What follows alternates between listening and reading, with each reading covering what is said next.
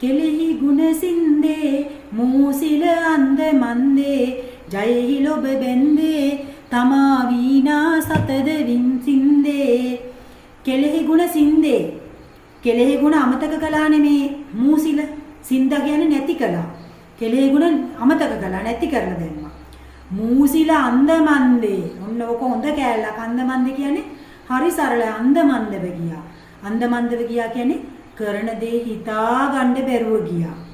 ලොබ බැන්දේ ආශා කළා. මූසිල අන්දමන්ද වෙලා ගියා. ජයෙහි ලොබ බැන්දා ජයග්‍රහණයට ආශා කරලා තමා වීණා තතද සින්දේ. තමන්ගේ වීණාවෙත් තන්තුවක් කඩලා දැම්ම මේ ගුරුවරයා මට උගන්වපු නැති ගුරු මුෂ්ටි තියාගත් එකක් තමයි මේ කරන්නේ.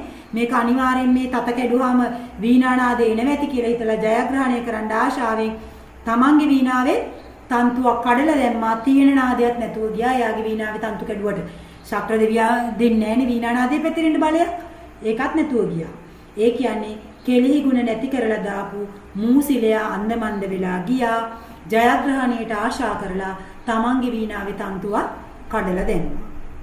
කෙලෙහි ගුණ නැති කරපු මූසිල අන්දමන්ද වෙලා ගිහිල්ලා කරන දේ හිතා ගන්න බැරුව ජයග්‍රහණයට ආශා කරලා තමන්ගේ වීණාවේ තන්තුවකුත් කඩලා දැම්මා.